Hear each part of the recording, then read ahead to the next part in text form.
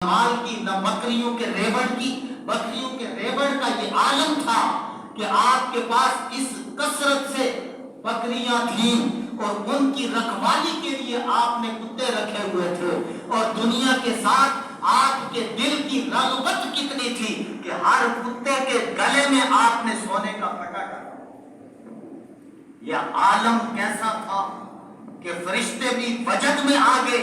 حضرت جبرائیل علیہ السلام اللہ کی بارگاہ میں عرض کرتے ہیں, الہی ابراہیم علیہ السلام کو ابھی تو نے آزمایا نہیں, امتحان نہیں لیا, اور اتنی دولت سے نواز دیا, اتنے بکریوں کے ریوڑ عطا فرما دیے, اور ان کا حال یہ ہے کہ بکریوں کے رکھوالے کتوں کے گلوں کے اندر انہوں نے سونے کے پٹے ڈال رکھے. اللہ کریم نے فرمایا, جبرائیل میں نے تو امتحان دے دیا, میں نے آزمائش کر لی, میں نے اپنے خلیل کو امتحان کے اندر مبتلا کر کے آزمائش کر کے آزمایا ہے, ہر قدم پر کامیاب پایا ہے. اگر تجھے کوئی شک ہے تو جاؤ تم بھی آزمائش کرو. یہ اللہ کے خلیل ہیں. جبریل امین آئے, 12,000 بکریوں کا ریوڑ دیکھا اور ان کی رکھوالی کے لیے کتے بھی دیکھے, ان کے گلوں میں سونے کے پٹے بھی دیکھے. پہلا سوال ہی یہ تھا کہ اے اللہ کے خلیل, اتنی قیمتی چیز اور کتوں کے گلے میں پٹے بن گئے. آپ نے فرمایا, اس سونے کا تعلق دنیا سے ہے, اور دنیا کا تعلق یہ دنیا مردار کی حیثیت رکھتی ہے, اور مردار کے کھانے والا کتا ہی ہو سکتا ہے. انسان کو کیا ضرورت دنیا سے اتنا دل لگائے, سونا جمع کرے, دولت جمع کرے؟ نہیں, اس کی ضرورت ہمیں نہیں.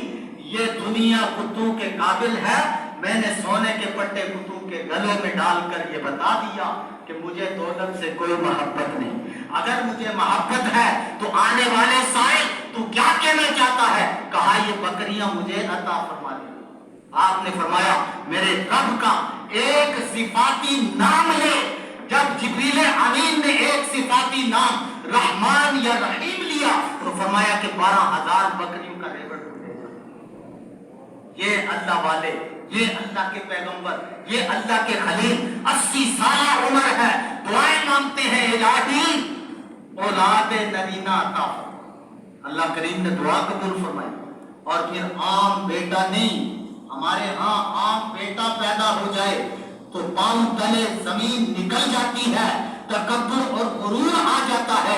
ابراہیم خلیل اللہ علیہ السلام 80 سالہ عمر ہے. یہ وہ عمر ہے جب انسان مایوس ہو جاتا ہے, اب اولاد نہیں ہوتی, اور آپ کی زوجہ محترمہ وہ بھی بوڑھی ہو چکی ہے. قرآن کے اندر ان کا بھی ذکر ہے. جب دعا فرمائی تو خلیل کی دعا کی رب جلیل نے قبول فرمائی.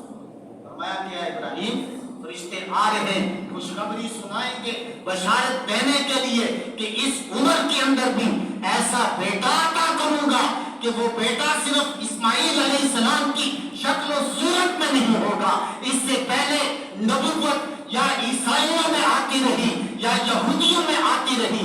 تیرا بیٹا وہ ہوگا کہ جس کی نسل سے امام الانبیاء جیسے.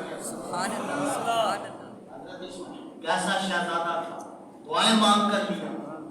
ہماری طرح دولت کو گلے سے نہ لگایا, دعائیں مانگ کر لیا. خواب آئی, 1000 اونٹ قربان کر دیے. دوسری رات پھر خواب آئی, اٹھے 1000 گائے قربان کر دی. تیسری شب سوئے, پھر خواب آیا محبوب چیز کو قربان کرو. صبح اٹھے تو تھوڑا سا غور و فکر کیا کہ میری محبوب چیز کیا ہے. سونا تو نہیں, وہ تو کتوں کے گلوں میں پٹے ڈال دیے. بکریوں کا ریوڑ تو نہیں, وہ تو ایک سائل کو دے دیا.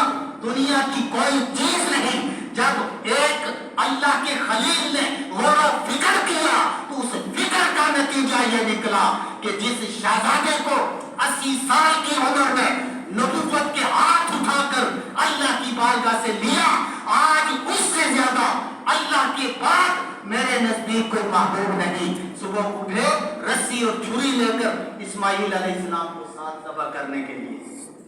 یہ وہ نظارہ تھا نہ آج سے قبل چشم فلک نے دیکھا تھا, اور نہ ہی قیامت تک آنے والی کوئی نسل دیکھے گی. یہ خلیل اللہ کا ترلہ امتیاز शहजादे को ज़बह करने के लिए बगैर किसी तदब्बुर के, बगैर किसी तरदीद दलाइल के फौरन उठे और तैयार किया ज़बह करने के लिए चल पड़े। फिर अल्लाह रब्बुल इज्जत को मंजूर क्या था?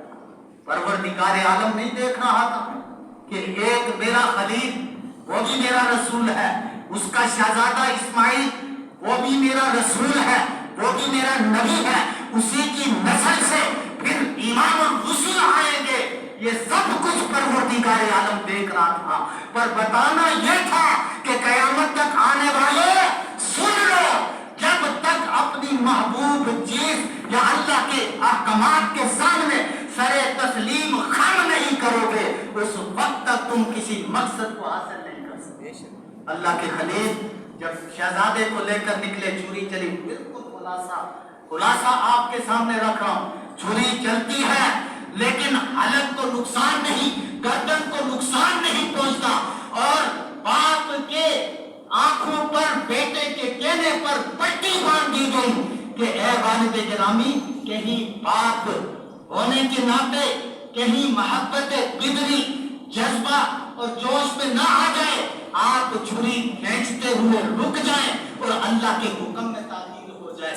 पहले आंखों पर पट्टी बांधिए, फिर इस छुरी को मेरी गर्दन पर चलाइए।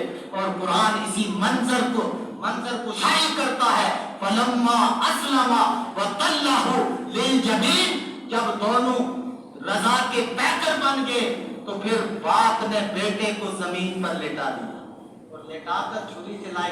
अब छुरी काट नहीं रही, छुरी का काम ही काटना, छुरी काट नहीं रही। ये अल्लाह के पैगंबर है, खुदा के अहकामात हैं, अल्लाह के वलियों का ये खासा है। ये अल्लाह के वलियों की कुव्वत हो सकती है, नबी की कुव्वत। और इस्माइल अलैहिस्सलाम जैसे फूल जैसे गर्दन पर छुरी चले ना, काटे ना, तो फिर ताज्जुब की बात तो है।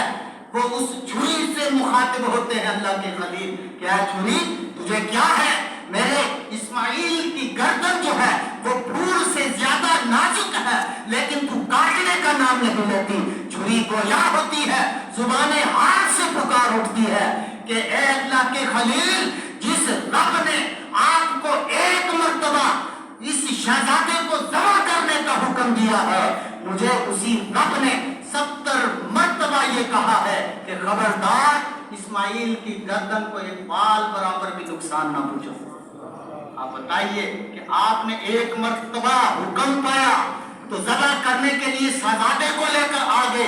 मुझे उसे रब जलील का हुक्म है, 70 मर्तबा हुक्म है कि इस शहजादे की गर्दन को नुकसान न पहुंचे, इस वास्ते कि इसकी नस्ल से इमाम रसूल आने वाला। फिर क्या हुआ? चश्मे फलक ने क्या नजारा देखा? जिब्रील अमीन को हुक्म हुआ, जिब्रील से भी सरकार ने पूछा, जिब्रील सारी कुव्वत तूने कब सरफ की?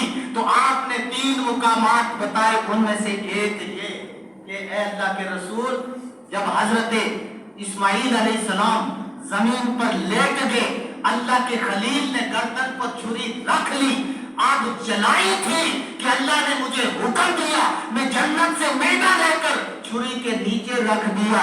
मैंने उस वक्त सारी कुव्वत सर्फ कर, कुव्वत कितनी सर्फ हुई? सिदरा से बुलाया, अल्लाह की बारगाह में गया, वहां से हुक्म मिला, जन्नत में गया, जन्नत से मैदा लिया, जमीन पर आया, अभी छुरी चली नहीं कि उससे पहले मैदे की गर्दन रख दी। छुरी को खींचा, पट्टी उतारी तो हजरत इस्माइल अलैहिस्सलाम पास खड़े हैं और मेंढा ज़बह। तो आम मेंढा नहीं, जन्नती मेंढा। आम जानवर ज़बह करते हैं, उसी सुन्नत को अपनाते हुए। और सहाबा इकराम ने पूछा, या रसूलल्लाह, ये कुर्बानियां क्या है? तो आपने फरमाया, ये सुन्नत अबीकुम इब्राहिम, ये तुम्हारे बाप इब्राहिम अलैहिस्सलाम की सुन्नत है। और इस सुन्नत को कयामत तक अल्लाह करीम ने कुरान पाक नाजिल हुआ, तौरात, इंजील, ज़बूर, आसमानी सारे सहीफे सब मंसूख हो गए, पर कुरान के अंदर इस्माइल अलैहिस्सलाम की कुर्बानी उसी तरह सलामत है जिस तरह पहले सहीफों में थी, आज कुरान के अंदर भी उसी तरह है। और कयामत तक ये पढ़ने वाले इसको पढ़ते रहेंगे, साथ अमल नहीं करेंगे। یہ قربانی کو باقی رکھا اور اللہ کے رسول نے حضرت نعمان رضی اللہ تعالیٰ